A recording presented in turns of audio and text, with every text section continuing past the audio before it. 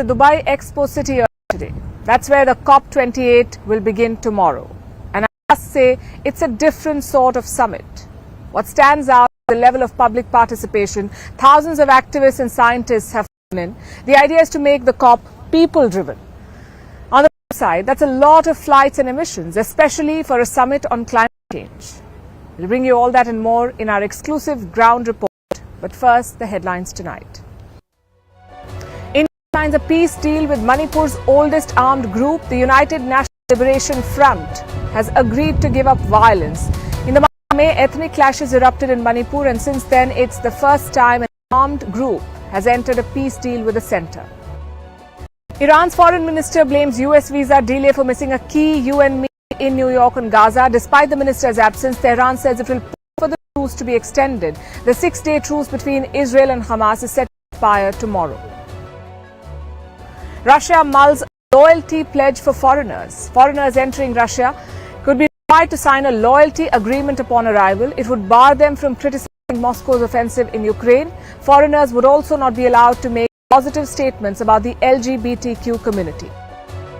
Sweden enters recession as inflation hits consumers. The Scandinavian country is one of the worst economic performers in the European Union. Sweden has been fighting high inflation as well as a depreciating currency, the krona.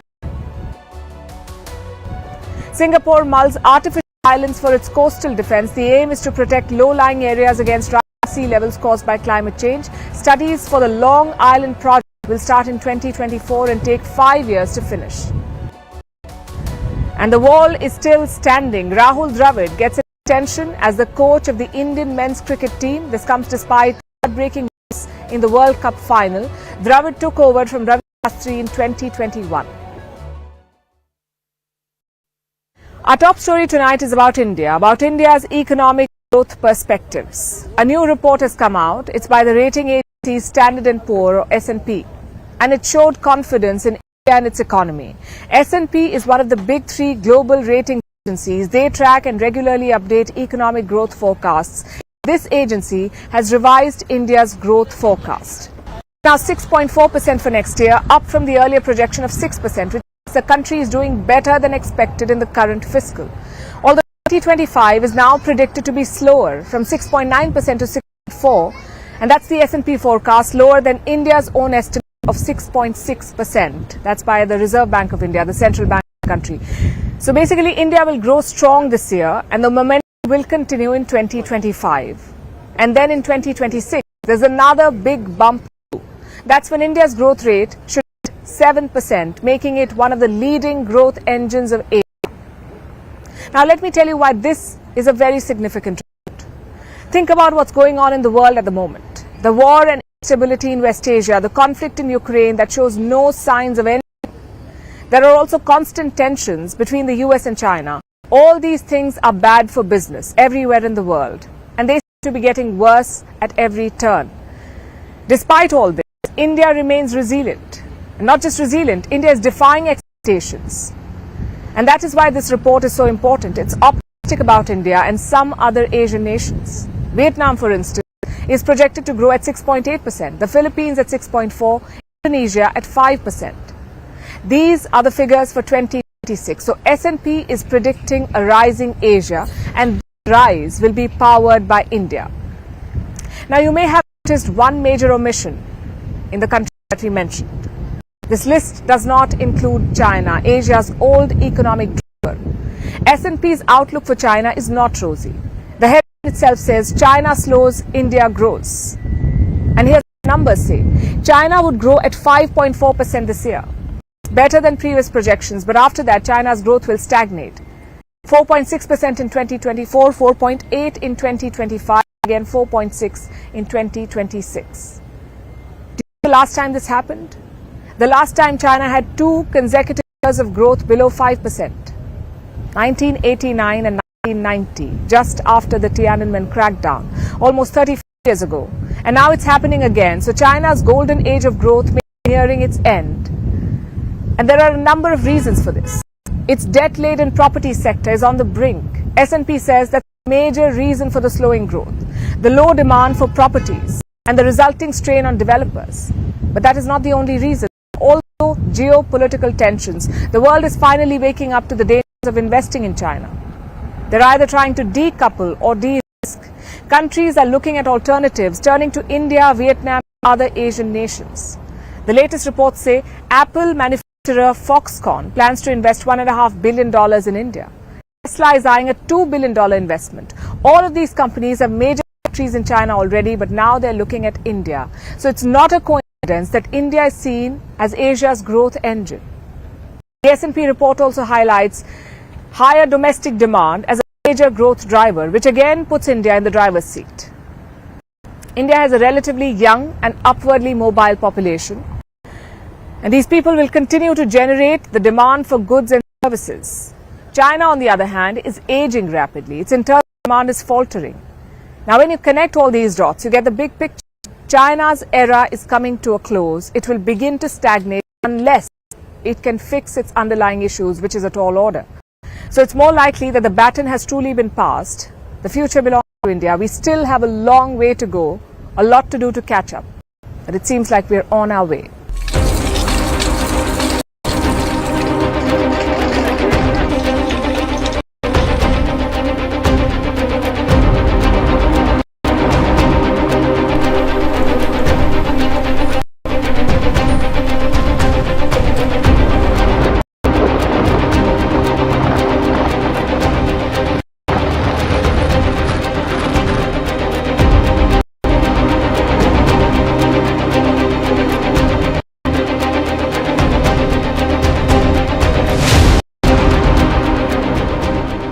To my mind, the number one priority for this COP is to recognize that business as usual has to be dropped.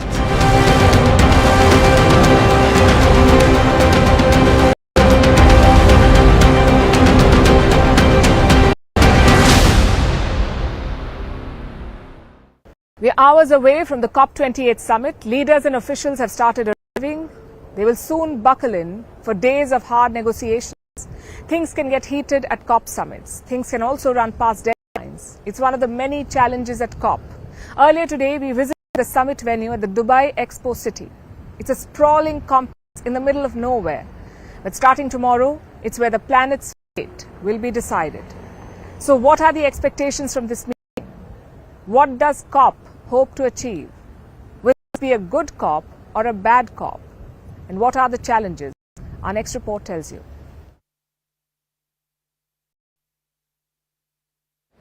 Which is the most important building in the world? You would think it's the White House or the Kremlin or the Indian Parliament, but you would be wrong. As of this week, the most important building in the world is the one that is right behind me, the Dubai Expo Center. In just a few hours from now, thousands of delegates from across the world will descend on this building. Hundreds are already pouring in. These are world leaders, religious leaders, activists, corporate bigwigs. And what is their job? To save the planet, to strike unanimous agreements on how to save the world. Dubai as a city is extra, and the Dubai City Expo all the more. Its tech-savvy halls are ready to host the most important summit of its times, the COP28. COP stands for the Conference of the Parties. It includes every member of the United Nations Climate Framework established in 1992. And 28? Well, that's the number of summits. Last year's summit in Egypt was COP27, so this year's summit is COP28. The vibe here, as they say, is mixed. The young Gen Z activists look optimistic, but the veteran bureaucrats look more circumspect. They've been on this rodeo before. They know what happens here. It's all about political will. So who's attending this time? Well, it's easier to say who's not. US President Joe Biden is not coming. Neither is Chinese President Xi Jinping. Both leaders are sending their climate envoys instead. And it's a very poor message to the world. The US and China are the two biggest polluters on this planet. But their presidents are a no-show. Tells you how much significance they attach to this summit. Does that mean the summit is doomed for failure? Maybe not. Some 70,000 delegates are expected to attend COP28. They will come from 200 plus countries and regions. It's likely to be the most attended COP in the summit's history. The one in Glasgow, for example, had just 38 participants. Dubai is hosting nearly twice that number. The idea is to bring in as many voices as possible. Of course, the downside is the carbon footprint. What message does it send when thousands of people fly in to attend a climate summit on cutting emissions? It's counterproductive at best, hypocrisy at worst. But the attendance is not the headline here. That would be the negotiations. The summit will run from November 30th to December 12th. Don't be surprised if the talks are extended. In Egypt last year, the negotiations ran for 2 extra days. Chances are we could see a repeat. But what exactly will be up for discussion? Well, COP28 is about 2 major issues. The first is the global stocktake. Think of it as a routine assessment program. In 2015, countries signed the Paris Agreement. They agreed to limit global temperature rise to 1.5 degrees Celsius. So it's time to take stock, to see how well or how bad the world is doing. Spoiler alert, we are doing bad. At current rate, global emissions will fall 2% by 2030. But to hit the Paris target, they should fall by 43%. So the world is a long way off. Help! Our patient is dying! The second issue is that of loss and damages. Basically, who will pay for all the climate-related destruction? Just consider Pakistan. The country makes up just 1% of all emissions since the industrial age. But recently, super floods have ravaged Pakistan. While the floods are not new, their scale has been multiplied by climate change. Damages? Up to $30 billion. At COP27 in Egypt, countries agreed to create a fund to support such countries. Just one problem. We haven't seen the money yet. The Global South wants rich countries to foot the bill. At least $100 billion by 2030. After all, it's their pollution that brought us here. But rich countries are reluctant. They say it's now a common responsibility. This rich versus poor debate is a common theme at every COP. So expect the same fireworks here in Dubai as well. There is also the issue of fossil fuels. And here in the UAE, it's all the more important. At the last COP summit, countries agreed to phase out coal. Naturally, this time they're expected to phase out fossil fuels. But whether it happens or not could depend on the host. The UAE produces 4 million barrels of oil every day. Oil makes up more than 35% of their total revenue. So will they agree to phasing out oil? Logic says they won't. Recent reports have added to that worry. They suggest that the UAE tried to use the COP summit to strike oil and gas deals. If true, this represents a conflict of interest. But even so, it could be the best bet. The oil and gas industry makes up 75% of all greenhouse gas emissions. Without them, you cannot cut down pollution. You need their support and money, especially now. 2022 was a blockbuster year for big oil. They booked $200 billion in profits. Governments need to convince them to invest some of that money in green energy. If not, the clean pivot will be delayed. A lot of the results here will depend on leadership, on what sort of concessions which countries are willing to make. But time is of the essence. 2023 is on track to be the hottest year on record. It's become an annual trend now. Every year is becoming the hottest on record. We have seen super floods, biblical droughts and supercharged typhoons. The 1.5 degree global warming target is all but gone, so the United Nations is rightly worried. They have asked world leaders to stop dawdling and start doing. But we say, good luck. The biggest issue, I guess, is that of trust. There is none left among the public. We've seen the commitments of the Paris Agreement being ignored by world leaders. So there's a fair bit of cynicism about what happens here over the next 2 weeks. It's a legitimate question that young people have. Climate commitments are non-binding, so governments drag their feet. Rich countries are in no hurry to fund climate action. So you could say expectations are low at this COP summit, which is ironic because their job is to literally save the world. There's also the issue of politics. You would think a global existential crisis would make politicians keep their differences aside. Well, think again. Next year's COP summit doesn't even have a host. Technically, it's supposed to be held in Eastern Europe. But amid the war in Ukraine, Russia says they won't allow it. Tells you how precarious things are. The world is already off track when it comes to climate action. It cannot afford political delays and geopolitical standoffs. But such is the background of every COP.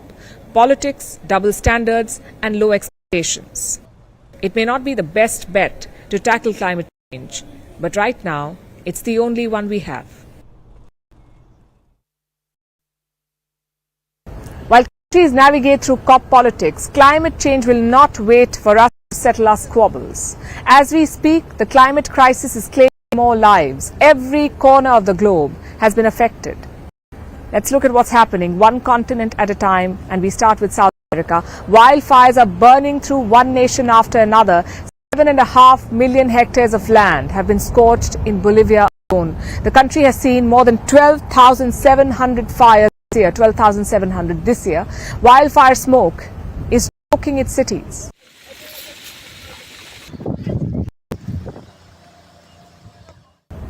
And many have lost everything. Everything was burnt. Crops, vegetation, cuttings, coffee plantations, citric plantations, banana plantations. In other words, it devastated everything. It didn't leave anything. A lot of this damage is permanent. The forests may never heal. And the reality we're living at the moment, I believe, that many of these forests won't restore at all, because we're living these effects of the climate change, of the environmental degradation we're causing in Bolivia itself. It's the same story in neighboring Brazil. Fires have laid waste to the world's largest wetlands. The ecological gold mine is now a graveyard.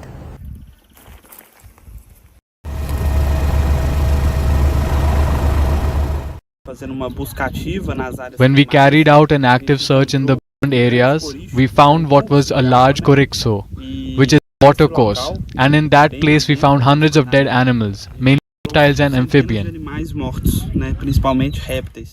In Europe, we're seeing the opposite. Snowstorms are wreaking havoc.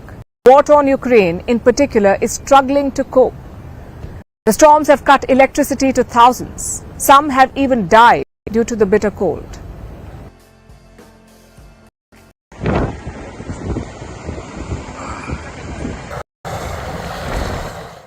It is undoubtedly a catastrophe on a huge scale. Not only for the city, it's a statewide disaster. Some 150 up to 200,000 residents of this district have been left without heating. I start crying when I think about the soldiers. Hard to imagine what it feels like there. And Russia is faring no better. Winter has arrived in Moscow. Storms are battering the next region of Crimea, and hundreds have been evacuated amid the freezing rain. Rain is also devastating Africa, the Horn of Africa region. This area is drought prone.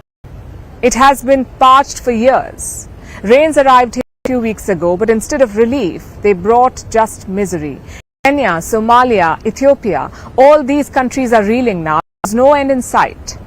Overall, we have now roughly 650,000 people displaced, and 1.4, 1.5 million, to be very honest, nobody really knows the concrete figures, are going to be affected. That is now, but we have currently a confluence still of the Indian Ocean dipole, of El Niño. We have a cyclone building up in the Indian Ocean. He mentioned the El Niño. It's a natural weather phenomenon. It occurs once every few years, and it brings heat and rain to regions around the equator. But climate change has made the El Niño more powerful. It has been supercharged, and it is now unleashing its fury all over the world. Eastern Australia is among the regions bearing the brunt. It was scorched by bushfires a few weeks ago, and now parts of it are underwater. Everywhere you look, climate change is leaving an impact. The challenge before world leaders at the COP28 is staggering. They must work together to change course. If not, then what you just saw will only be the beginning. It is 54 of the Israel-Hamas war. More hostages were released, more prisoners were exchanged, families are united, Gazans are breathing a sigh of relief, aid is entering the Gaza Strip. Things seem calmer, at least for now, which means that the truce is holding. But will this temporary truce turn into a permanent ceasefire? It depends on the appetite for war. Israel has plenty of it, it seems. They want to destroy Hamas. The world, on the other hand, not so much. Any war is bad for the world, for the economy, plus wars are costly. Israel is not too worried on that front. Why?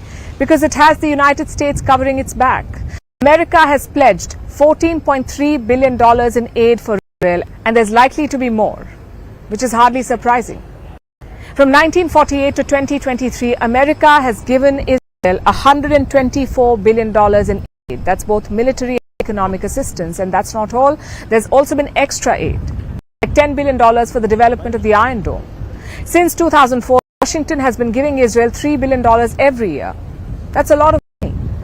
And this makes Israel the largest recipient of US security aid.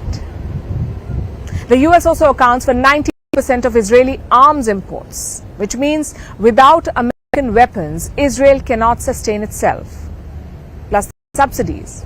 Israel can buy weapons at subsidized rates. US defense contractors get benefits like steady contracts, so it's a win-win for both. But do you know who's losing out?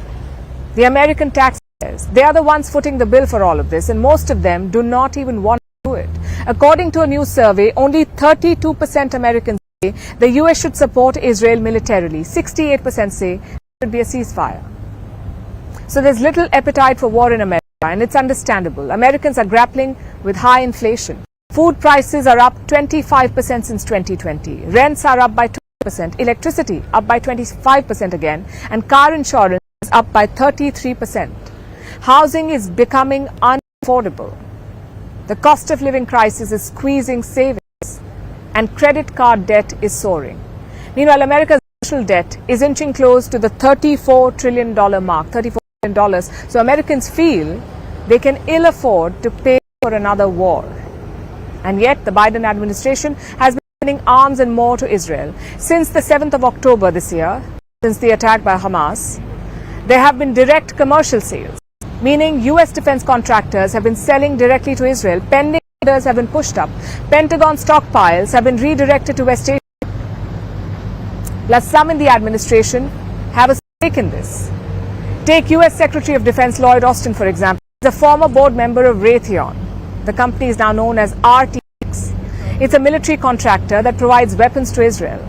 Then there is Secretary of State Antony Blinken. In 2017, he co-founded West Exec Advisors. It works for military contractors, startups, and Israeli companies. And Blinken has advised Boeing, according to his financial disclosure. Boeing is supplying weapons to Israel too. So Biden's team was advising military contractors, and now the Biden administration is sending weapons to Israel, weapons that Israel uses to fight this war. And funding all of this are US tax dollars, basically American citizens, some of whom say they did not even sign up for this. So Israel is heavily reliant on the US, which gives the Americans a lot of leverage too. They can force Prime Minister Netanyahu to end the war. A ceasefire is already in place. Will America make a push to make it permanent? The decision will be both political and financial.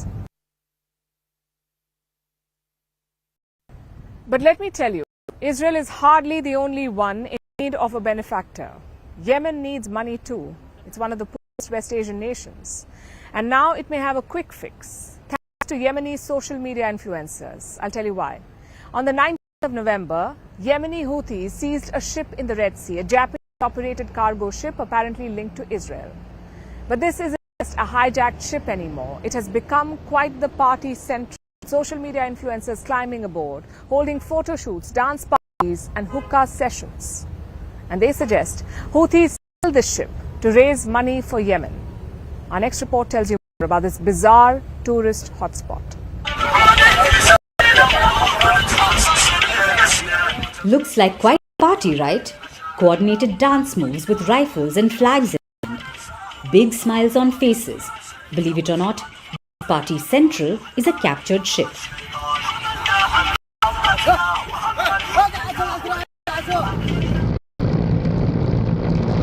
On November 19th, Yemeni Houthis seized a ship in the Red Sea. It's called Galaxy. It's a Japanese-operated cargo ship, apparently Israeli links. According to reports, it's partly owned by an Israeli businessman. When the ship was seized by Houthis, furore ensued. 25 crew members were held hostage. There were fears of regional tensions heightening. Houthi rebels control northern Yemen and its Red Sea coast. Since October 7th, they've launched several missile and drone attacks against Israel. Then, they hijacked this ship over its supposed connection to Israel. The Yemeni armed forces confirmed the continuation of carrying out military operations against the Israeli enemy until the aggression on the Gaza Strip stops and the ongoing heinous crimes against our Palestinian brothers in Gaza and the West Bank cease. Hamas applauded this move. This is a welcome step from the Yemeni forces, and I believe that the size of the Zionist crime committed in Gaza makes every loyalist eager to defend and support the Palestinian people with all he can. Therefore, my greetings to them. But Israel has denied any links to this ship. It called the incident an Iranian act of terrorism. Iran has been widely accused of backing Houthis, so Iran responded too. The Zionist regime's claims are futile, reflect the difficult situation in which the Zionist regime finds itself. So off-ship, diplomatic face-off is underway, but on board it's a hijack and hoedown. This ship has become quite the tourist attraction. Houthi youth and Yemeni social media influencers have been visiting the Galaxy leader. Throngs of people are arriving in boats, attempting an arduous climb. Because where's the thrill in wearing life jackets, right? Then holding photo shoots, dance parties, hookah sessions, even making it a learning experience by using the vessel's equipment. Social media influencers are filming all of this and unabashedly uploading it on their social media platforms. And they're even suggesting that the Houthis sell such hijacked ships to make a quick buck for Yemen. Only time will tell if the rebels take them up with this financial advice. If so, Houthis may have a serious stream of money. After all, this isn't the first or last ship to be seized by them. The Yemeni armed forces reiterate their warning to all ships affiliated with the Israeli enemy or those dealing with it that they will become legitimate targets for the armed forces. In a recent incident on November 28th, the US Navy reportedly captured 5 pirates. They had attempted to hijack the Central Park, a tanker reportedly run by an Israeli businessman in the Gulf of Aden near Somalia. This is a grave matter, one that showcases rising risks in global shipping with the potential for dangerous spillovers. But it seems the Houthis couldn't care less. They're dancing away their worries, quite literally. Now let's turn to Russia and their ongoing war with Ukraine. Winter is setting in, both sides are fortifying their positions. Zelensky's counteroffensive has stalled. Russia still occupies parts of eastern Ukraine. Fighting is almost a stalemate. And the war is nearing the 2-year mark. So who will blink first? Ukraine has its hopes pegged on the F-16 fighter jets. Kiev is likely to get the first batch before the new year. Russia, on the other hand, is turning to something more covert. Poison. A weapon Vladimir Putin has used time and time again to silence his critics. But now poison has made its way to the war in Ukraine. And do you know who was the first target? It was this woman, Mariana Budanova, the wife of Ukraine's spy chief, Kyrilo Budanov. She lives with her husband in fortified headquarters. She's also a close aide to Kiev's mayor. And now this woman has been poisoned. Reports say the Ukrainian intelligence has confirmed this. Ukraine's main intelligence unit is called the GUR. Apparently, several other GUR officials have also been poisoned. They're all hospitalized. Ukraine says that traces of heavy metals were traced in their blood tests. And these are substances not found in ordinary civilian life. The GUR spy unit says they're not sure how and when the poisoning took place, and that's alarming if you're the Ukrainian spy chief, because it raises serious questions like, has there been a breach in Ukraine's intelligence unit? Have Russian spies infiltrated Ukraine? And it seems like it, because ever since the war began, this is the first targeting the family of a high-profile Ukrainian leader, at least the first that we know of. But what does Moscow have to say about all of this? They have reportedly put the blame on Ukraine, and they're calling it a case of infighting. Which also brings us to the question, why was Mariana Budanova, of all people in Ukraine, poisoned? Why was she the intended target? Or was she the intended target? Was it her spy chief husband? Kirill Budanov is known for being a versatile spy master. He's only 37 years old, a lieutenant general, and he has been the chief of Ukraine's spy agency since 2020. He's known for masterminding several attacks deep inside Russian territory. In Ukraine, Budanov is known for irritating Moscow. But in Russia, he's branded as a hate figure. He's on the hit list of Russian agencies. And how do we know that? Because there have been at least 10 assassination attempts on Budanov. You heard that right. This man has escaped death 10 times, including a botched car bombing in 2019. So clearly, Budanov is a great escape artist. And it seems like this really irks Russia. Moscow has its own list of charges against him. They say Budanov's unit was linked to the killing of Russians. Vladimir Tarsky, a pro-war Russian blogger, and Daria Dugin, a pro-war journalist, also the daughter of a close ally of Putin. Both of them were killed on Russian soil, and that makes Budanov a prime target for Russia. So who became collateral? His wife. Also, this is not the first time that Russia has been accused of using poison as a weapon. Russian spies are known for covert poisoning. The biggest victims have been critics of Putin. The most prominent one is Alexei Navalny, Putin's most vocal opposition leader. He's now serving a 30-year jail term. This is after he was given an additional prison term of 19 years. In 2020, Navalny attended an election rally in Siberia. On his flight back to Moscow, he drank a cup of tea. He then fell ill and slipped into a coma. He was airlifted to Germany for treatment. His blood report showed traces of Novichok, a lethal nerve agent. Then there's former Russian spy Sergei Skripal and his daughter, Yulia. They were poisoned in front of their home in London. This was in 2018. And the nerve agent used? It was Novichok. Vladimir Kara-Murza, another Putin critic, was poisoned twice in 2015 and 2017. Both times, blood tests revealed traces of heavy metal, the kind found in the blood of the Ukrainian spy chief's wife. The list goes on. Using poison is a favorite trick in Russia's playbook, and now it seems to have made its way to the Ukrainian battlefield.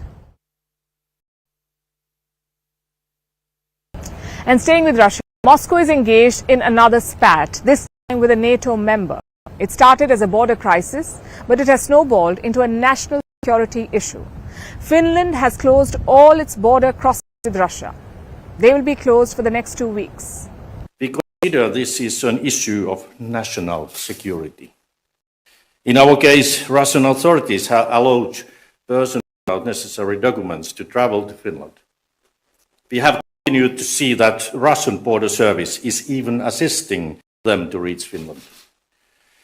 Due to the rapid increase of the illegal entry, strong measures have been needed. We have closed all our border stations on the eastern border except one. And we are ready to close the last one if needed. So where did it begin? Finland and Russia share Europe's largest border, around 1,340 kilometers long. There are multiple border crossings along the length. Since the month of September, Finland witnessed a surge in refugees. Most of them were from West Asia and Africa. They came from the Russian side. They came on brand new bicycles. I know that's an all detail to give, but it is quite important here because you cannot walk on foot between Russian and Finnish border checkpoints. That is the law. You cannot walk. So the refugees came, they crossed the Russian checkpoint, they cycled over their way to Finland, and soon they were in the country seeking asylum. In November alone, Finland has had 900 asylum seekers, which may seem like a small number, but at this border, it is quite a big figure. Because this is not easy terrain to navigate. It is hostile. Plus in winter, the temperatures are freezing. So first, Finland closed a few border crossings. They banned crossing by bicycle, and now they have shut down the entire border. Their reasoning? Finland says Russia is weaponizing migrants. Hybrid attacks or hybrid efforts from Russia do not surprise us. And now this is coming in this way to Finland because the border is there. And we have to realize that in the same way that cyber attacks are a shared responsibility, so it's also a shared responsibility to protect the Finnish border. So Helsinki believes this is Moscow's hybrid warfare. But why is Moscow suddenly attacking them? Finland says it's got to do with NATO. This year, Finland joined the military alliance, NATO. That did not go down too well with Russia. Now they are funneling migrants. Russia, on the other hand, has rubbished the allegations. It is calling them, and I'm quoting, absurd. So there's hostility with one NATO member, but the Russian foreign minister seems to be visiting another. That's Sergei Lavrov. He will be in North Macedonia later this week. This is for a meeting of the OSCE, the Organization for Security and Cooperation. It was set up during the Cold War to diffuse tensions between the East and the West. Now, this group of 57 members, Russia is one of them, so their minister, Lavrov, is going to North Macedonia for the summit. It's his first visit to a NATO country since the war began. What does this gesture mean? Is it mere attendance, or is Moscow softening its stance? Is it looking for a way to end the war? And there's a reason why I ask this. Listen to what Vladimir Putin said. Yes, of course. Military actions are always a tragedy for specific people, specific families, and the whole country. Of course, we must think about how to stop this tragedy. By the way, Russia has never refused peace negotiations with Ukraine. Of course, those could be just words. With Putin, you never know.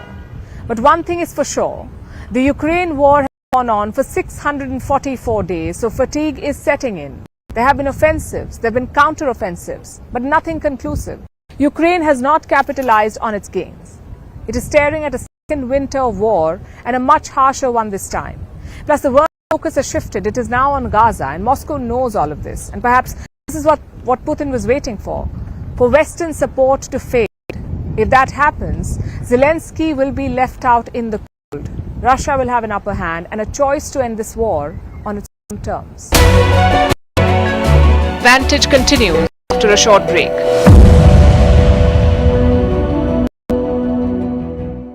Mr. Poonawala, the spokesperson just spoke to, he in fact said that the entire Uttarakhand episode demonstrates yet again that when it comes to PN Modi, he will leave no stone unturned to ensure the safety of any Indian, whether that Indian is stuck in a tunnel inside a mountain or trapped abroad on foreign soil in Ukraine or Afghanistan. In fact, 17 plus agencies we are learning now were included in this entire effort, include the PMO, the CMO, the Indian Air Force, the NDF, the BRO, the ONGC, the STRF, the NDMA, GMA, Ministry of Road Transport and Highways, Railways. Everybody played a role together in this Uttarakhand rescue incident. As Mr. Poonawala said, the Manushya, Machine and Mahadev all were invoked to get these 41 laborers safely out of the tunnel. What are the key factors, if you explain to them, if to our viewers, what are the key factors done by the Modi government that have worked? Well, the hallmark of this government has been, as I said, to work in a mission mode during the time of crisis, mobilizing all available resources and departments to work towards a common goal. Well, this approach ensures that the government response is not just and efficient, it is also effective. PM's direct and personal involvement in such crisis management helps immensely. He is in regular touch with the stakeholders, often sends his trusted ministers on the ground. The involvement of top ministers directly on the ground helps because this leads to a hands-on approach. It helps in better coordination, quicker decision making, clear decision making. The Modi government in this respect seems to have learned its lessons from the missteps in earlier regimes like during the 26/11 attacks. When we saw in Mumbai there was lack of coordination between government agencies, led to delayed responses, the NSG reaching late Mumbai due to non-coordination between government agencies.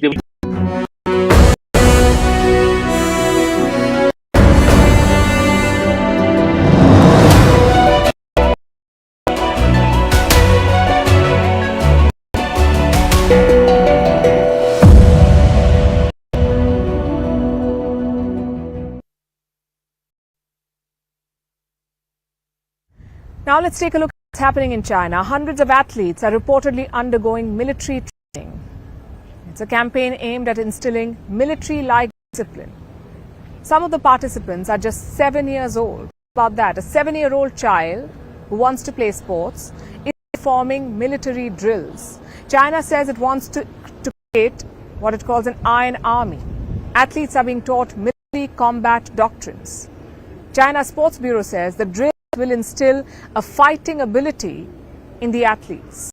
Fighting ability. Last month, China adopted a new education law to increase patriotic spirit among the youth. Throughout the year, Xi Jinping has called for greater combat readiness. So are child soldiers a part of Xi's plan? Here's our report. Imagine you're 7 years old. You love playing football and it's your dream to play for your country. Your parents sign you up for a coaching camp so you can improve your skills. But when you reach the training camp, you are handed a military-like uniform. And instead of running around on the football field, you're marching and doing drills, almost like you're in the army. That's what's happening in China. Hundreds of athletes are undergoing military training in the Chinese city of Shanghai. According to officials from the Sports Bureau, the aim of the training is to instill discipline and competitiveness among the athletes. At least 900 young adults are a part of the military training. Some of them are just 7 years old. The Shanghai Sports Bureau says that athletes are aged between 7 and 25. That's right, children are undergoing military training. And here's what the curriculum looks like in the week-long camp. The athletes are doing a deep and detailed study on the combat doctrines of the Chinese army. Sports players are being taught how to march and parade like soldiers. They are learning military etiquette, and for some of the children, even weapons training is part of the schedule. China says it wants to create a quote-unquote iron army of sports players. The training is meant to enhance team bonding while also creating a sense of patriotism. Here's what one of the coaches had to say. From dawn until broad daylight, the athletes move neatly and in unison, their youth military uniforms showing off a young and elegant manner.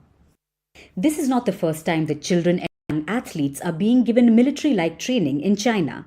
The country's national football teams have also previously undergone similar training.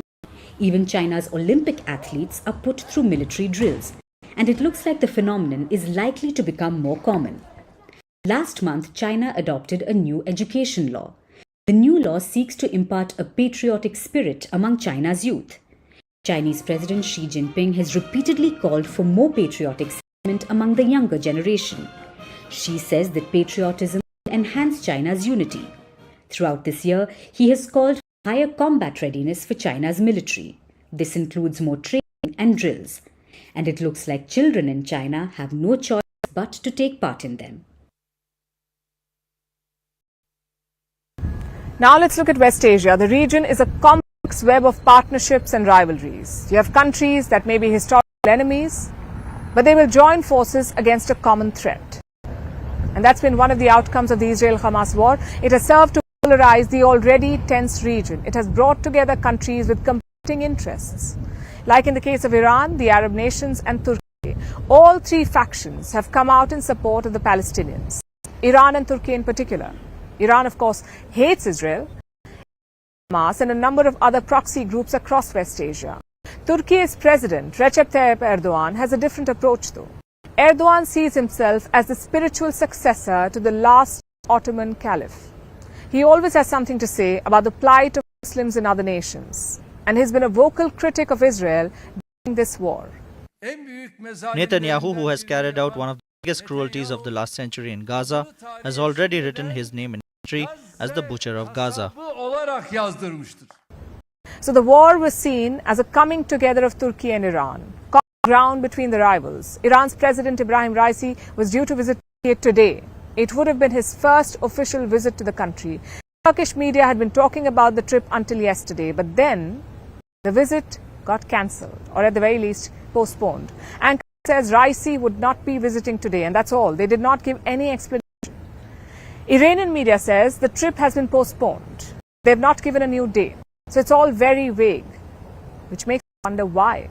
Did something happen in the last few hours? Erdogan and Raisi reportedly spoke to each other this weekend. After the call, Iran's foreign minister said, and I quote, "With the continuation of high-level diplomacy between the two countries, the two sides can see the strengthening and deepening of mutual cooperation." It all sounds very positive. So what went wrong? Did old issues derail the newfound friendship? You see, Iran and Turkey do not see eye to eye on a number of matters, even on Israel. While Erdogan was quick to criticize Israel, he's not backed his words with action. Turkey and Israel share trade and energy ties, and those are still in place. Despite all of Erdogan's rhetoric, he's doing good business with Israel. Reports say Iran wants that to change. It wants Erdogan to cut economic links with Israel, which Ankara seems unwilling to do, at least for now. So that's the first problem. Then there are problems that do not involve Israel, but another battlefield in the region. Iran and Turkey stand on opposite sides of the Armenia-Azerbaijan conflict. This is over the disputed region of Nagorno-Karabakh, Armenia versus Azerbaijan. Both Armenia and Azerbaijan claim the area, Nagorno-Karabakh. It has been a self-governed area by ethnic Armenians for decades. In September, Azerbaijan began a lightning assault, and within a day, it took over the breakaway enclave. And this has strained ties between Iran and Turkey. Turkey has always backed Azerbaijan. Iran has historically supported Armenia. So Ankara and Tehran have been at odds over this as well. And this problem is set to escalate because a trade route has been proposed between Azerbaijan and Turkey. Look at where it could come up, near Iran's northern border. And that could hamper Iran's access to Armenia. It would cut them off from a historical ally. So this is another major fault line in their relations. As I said, West Asia is riddled with unusual partnerships and rivalries, and it seems they will always come in the way of any united front in the region. And now let's talk about hungry monsters in space, black holes. They are places of no return, regions in space with immensely strong gravity. Black holes can consume entire stars, imprison light and wreck galaxies. They are intimidating beings. But not because of these facts alone, it's because of how much we still do not know about black holes. But don't fret, Earthlings are dedicated beings. Now a new study is out. It talks about a supermassive black hole at the center of our galaxy, which is spinning so rapidly, altering space-time around it. How does this work? Our next report tells you this and more. But this little guy? Now, don't be mistaken. It really looks like a tiny blurry donut, but this is a supermassive black hole, a gravitational monstrosity called Sagittarius A. A source that has been a focus of intense astronomical studies for decades. Observations of stars orbiting around it revealed the presence of an object that is very massive, 4 million times the mass of our Sun, but also very faint. It's located 26,000 light years from Earth. It lurks at the center of our galaxy, the Milky Way. And last year, it made a big splash, thanks to an earth-shattering photo. The black hole was photographed. It became the second black hole image unveiled, first from our galaxy. This unleashed a vortex of memes. Some called it a blurry-looking eyeball. Others called it a situation of filters versus reality. Anticlimactic as the picture may have been, it invited quite the buzz. And now the black hole is back at it. A new study is out. It says the supermassive black hole is spinning rapidly. Now this is not too surprising. Some black holes are known to do that. So the question is not really whether a black hole rotates. It is how fast does it rotate? And Sagittarius A is spinning fast. This is fascinating. Because when the black hole spins really fast, it fuses time and space together. So Sagittarius A is altering space-time. It's one of the most intriguing things about black holes. These hungry beasts are infinitely exciting. We call them so because they swallow up everything too close. Anything that is too small or too slow to fight their gravitational force. They can swallow entire stars and planets. Even light can't escape. And with every bit of mass they eat, black holes grow. Sounds gory, but pretty much everything we know about the universe depends on black holes. So it is ironic how little we know about them. In fact, if you fell into a black hole, it's unclear how you would die. Will its gravity rip you apart? Will it crush you? Will you fall into the black hole's core or get throttled against its wall? No one knows, and it's one of the biggest debates in physics.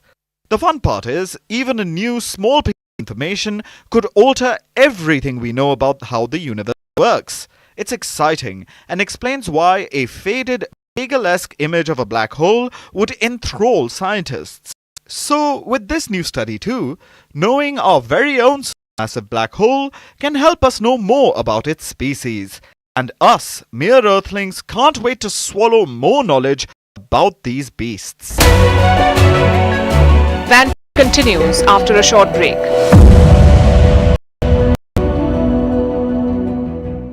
Like the telecast of operation detail, in fact. But under the Modi government, we've seen a starkly different approach.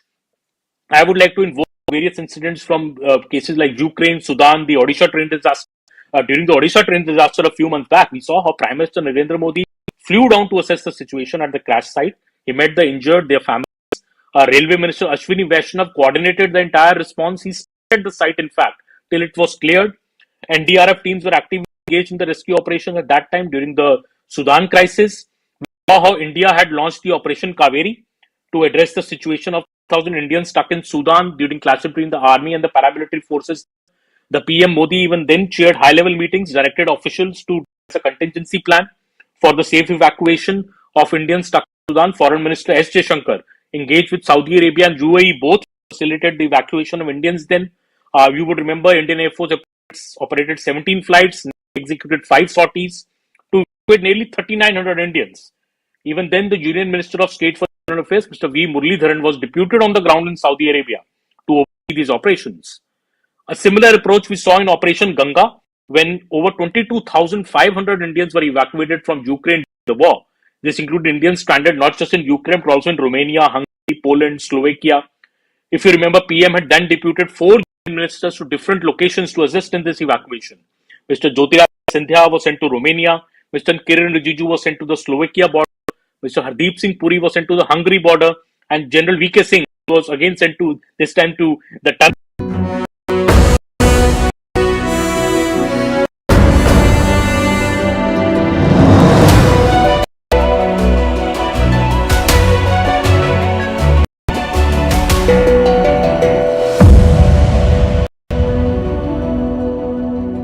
Now it's time for Vantage that tell the story. In the Arctic Circle, a kayak descended down a 65-foot-long ice waterfall, setting a new record. In Paris, work begins on the iconic Notre Dame spire that burned down in 2019, and 5 President and former U.S. First Ladies gathered to honor former First Lady Rosalind Carter at her memorial. And finally, we're taking you back in history. On this day in 1947, the United Nations General Assembly voted to partition Palestine. The plan was to divide it in 2 separate states, a Jewish and an Arab one. And this led to the creation of Israel in 1948. We're leaving you on that note. Thank you for watching. We'll see you tomorrow.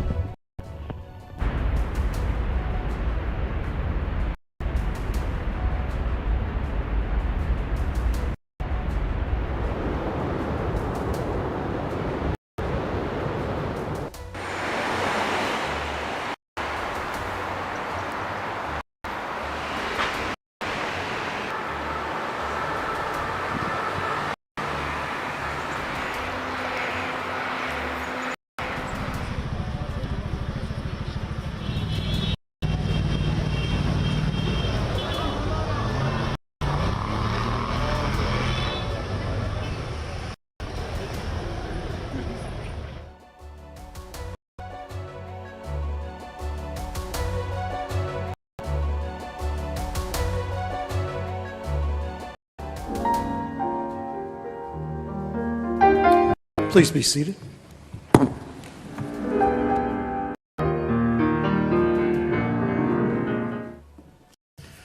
I want to welcome all of you here and President Carter, President Biden, Dr. Biden, Vice President Harris, the second gentleman, President Clinton, Secretary Clinton.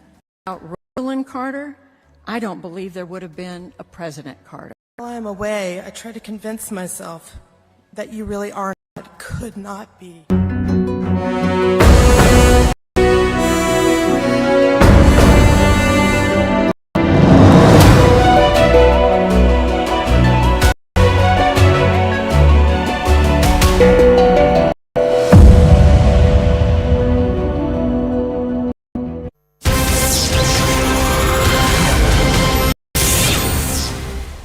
A very good evening. You're watching Breaking on CNN News 18. I'm Akanksha Swaroop and we bring you a CNN News 18 mega exclusive breaking input.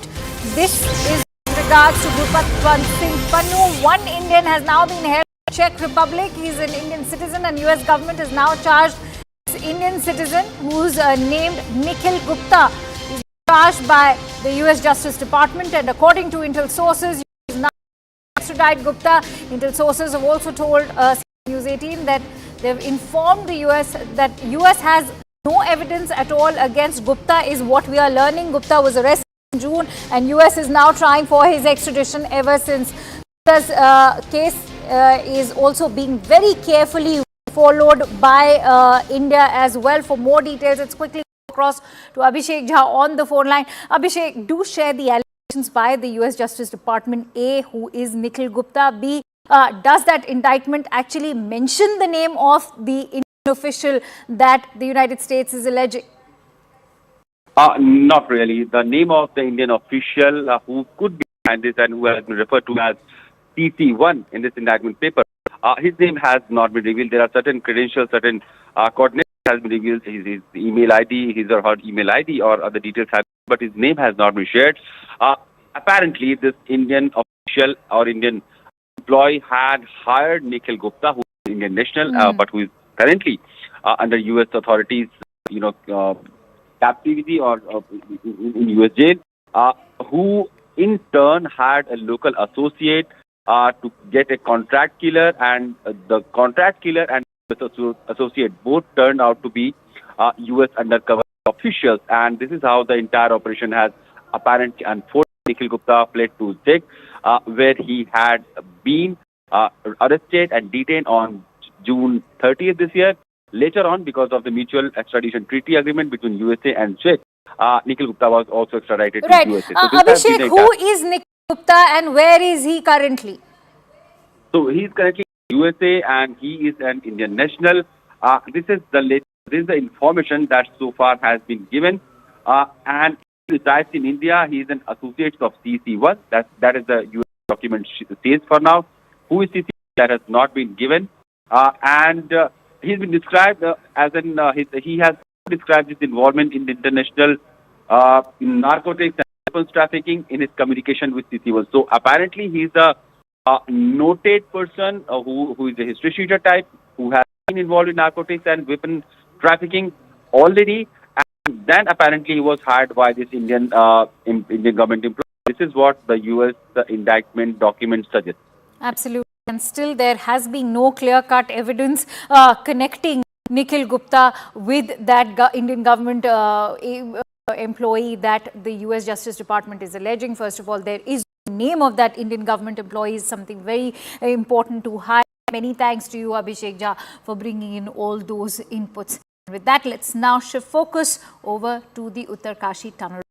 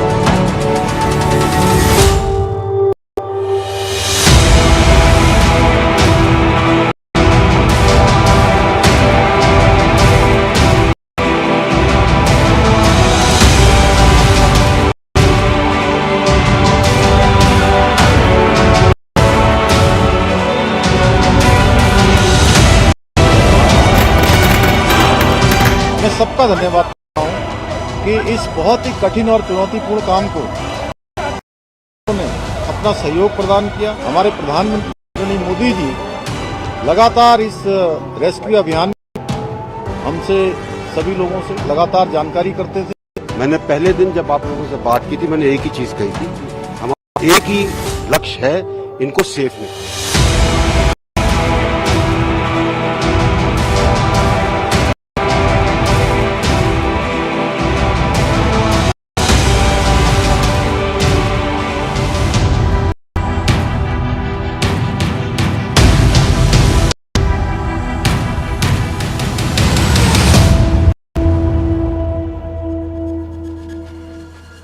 Big moment of pride for India's rescue teams. A 17-day ordeal for the 41 workers trapped in Uttarkashi's Silk tunnel came to an end on Tuesday, and Uttarakhand's Chief Minister Pushkar Singh Dhami visited the community health centre, even met the rescued workers. Chief Minister Dhami also met the ITBP personnel who were involved in this entire rescue operation and congratulated them for their success. Prime Minister Narendra Modi also spoke with the rescued workers via telephone and appreciated the efforts of the rescue team. Now, all 41 workers have been airlifted to AIIMS Rishikesh, where they will be given primary health care before being sent back to their home states. And CNN News 18's managing editor Zakir Jacob also spoke exclusively with General V.K. Singh, who welcomed the 41 trapped workers yesterday in Uttarkashi. Let's listen into the conversation. Did you at any point in these last 17 days feel that this might not happen or that this is too much an obstacle to overcome, particularly in that last stretch when the machine broke and you had to complete that last stretch manually? It is like this. Second day we started using the auger, and that was the auger from the irrigation department. It didn't have enough power to go through the type of material that was there, and it had to be abandoned.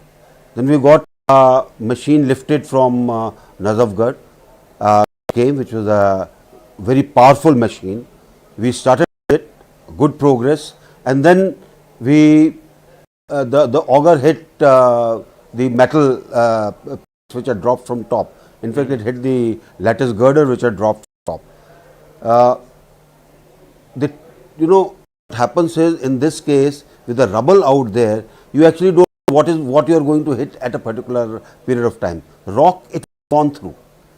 It was able to actually break a very hard rock, but where metal is concerned, it becomes much more difficult. And that is where it was not that the auger was damaged, but the auger stopped because the pipes went around it, stopping all the movement of the auger. So we had to pull it out, cut those pipes out, redo it, another length of the auger, so that the fins which had got damaged because of all this pressure that was applied, that could be used. Second time again it happened. So those are very crucial moments for us as to what exactly has to be done. So there was vertical drilling that had started. Yeah. We had micro tunneling that was taking place. Resources were coming for a horizontal tunnel from another direction that would link into this portion of almost kilometer and a half that was there. All those options were started. Yeah. In our mind, we were very clear that we have reached a particular length because of the auger. We will see as to how best to proceed with it, whether it is use of auger or we do manual, but that was the best option available to us, and ultimately we were proved to be right. And CNN News 18's Anand Narasimhan also spoke exclusively with Uttarakhand's Chief Minister